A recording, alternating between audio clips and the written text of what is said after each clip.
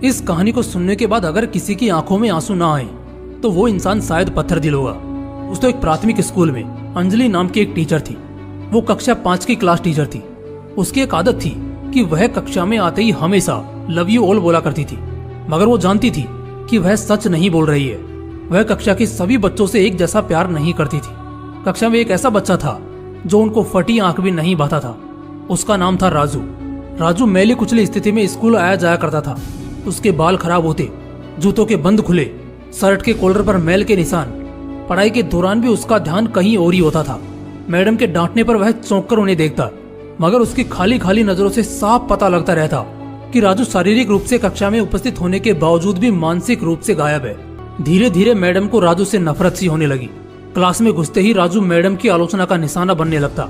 सब बुराई के उदाहरण राजू के नाम पर किए जाते।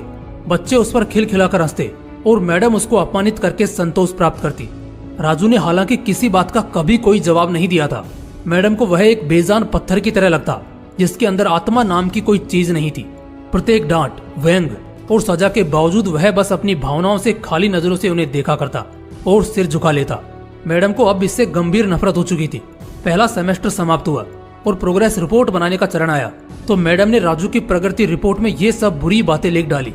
प्रगति रिपोर्ट माता पिता को दिखाने से पहले हेडमास्टर के पास जाया करती थी। उन्होंने जब राजू की प्रोग्रेस रिपोर्ट देखी तो मैडम को बुला लिया। मैडम, प्रगति रिपोर्ट में कुछ तो राजू की प्रगति भी लिखनी चाहिए। आपने तो जो कुछ लिखा है इससे राजू के पिता बिल्कुल निराश हो जाएंगे। मैडम ने कहा, मैं माफी मांगती हूँ, लेकिन राजू एक बिल्कुल ही अशिष्ट और निकम्मा बच्चा है। मुझे नहीं लगता कि मैं उसकी प्रगति के बारे में कुछ लिख सकती हूँ। मैडम घृणित लहजे में बोलकर वहाँ से उठकर चली गई और फिर स्कूल की छुट्टी हो गई। अगले दिन हेडमास्टर ने एक विचार किया और उन्होंने चपरासी के हाथ मैडम की डेस्क पर राजू की पिछले वर्षों की प्रगति रिपोर्ट रखवा दी। अगले दिन मैडम ने कक्षा में प्रवेश किया तो रिपोर्ट पर नजर पड़ी। पलटकर देखा तो पता लगा कि यह राजू की प्रगति रिपोर्ट है। मैडम ने सोचा कि पिछली कक्षाओं में भी राजू ने निश्चय ही यही गुल खिलाए होंगे और फिर उन्होंने कक्षा 3 की रिपोर्ट खोली। रिपोर्ट पढ़कर उनके आश्चर्य की कोई सीमा नहीं रही जब उन्होंने देखा कि रिपोर्ट उसकी तारीफों से भरी पड़ी है। उसमें लिखा था, राजू जैसा बुद्धिमान बच्चा मैंने आज तक नहीं देखा। बेहद संवेदनशील बच्चा है और अपने मित्रों और शिक्षक से बेहद लगाव रखता है। अंतिम सेमेस्टर में भी राजू ने प्रथम स्थान प्राप्त किया है। इसके बाद मैडम ने कक्षा 4 की रिपोर्ट खोली। इसमें लिखा था, राजू अपनी माँ की बीमारी से बहुत तनाव में है। उसका ध्यान पढ़ाई से हट रहा है। राजू की माँ को अंतिम चरण का कैंसर हुआ है।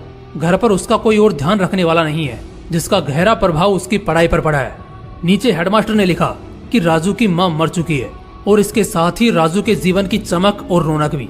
उसे बचाना होगा इससे पहले कि बहुत देर हो जाए। ये पढ़कर मैडम के दिमाग पर भयानक बोझ हावी हो गया। कांपते हाथों से उन्होंने प्रगति रिपोर्ट बंद की। मैडम की आंखों से आंसू एक के बाद एक गिरने लगे। मैडम ने साड़ी से अपने आंसू पोंछे।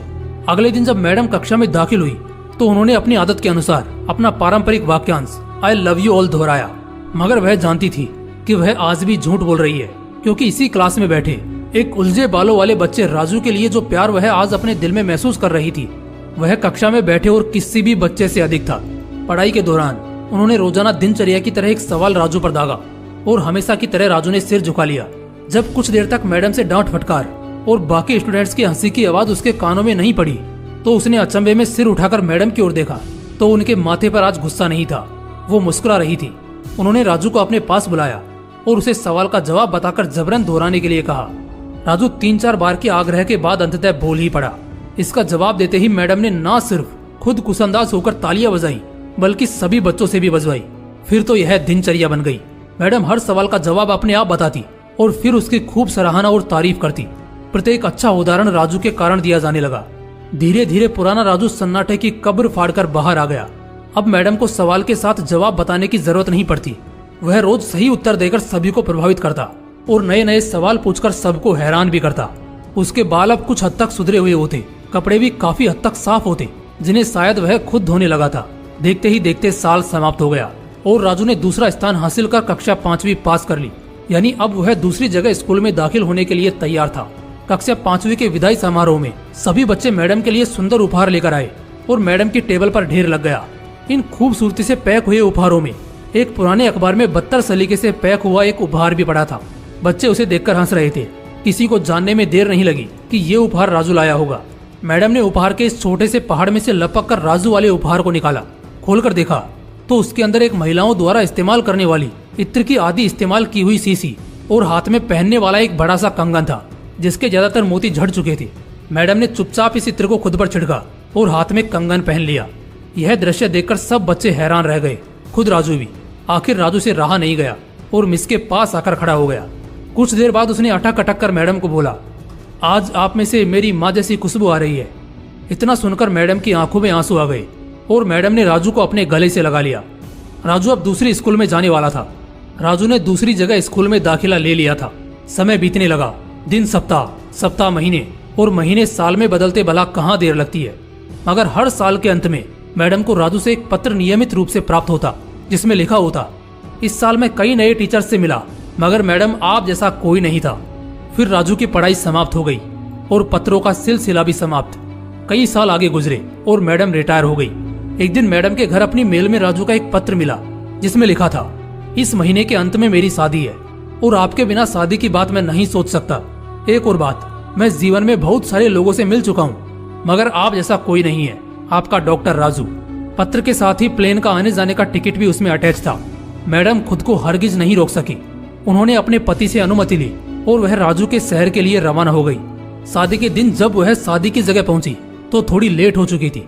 उन्हें लगा समारोह समाप्त हो चुका होगा मगर यह देखकर उनके आश्चर्य की सीमा नहीं रही कि शहर के बड़े डॉक्टर, बिजनेसमैन और यहाँ तक कि वहाँ पर शादी कराने वाले पंडित जी भी थक गए थे कि आखिर कौन आना बाकी है। मगर राजू समारोह में शादी के मंडप के बजाय गेट की तरफ टकटकी लगाए उनके आने का इंतजार कर रहा था।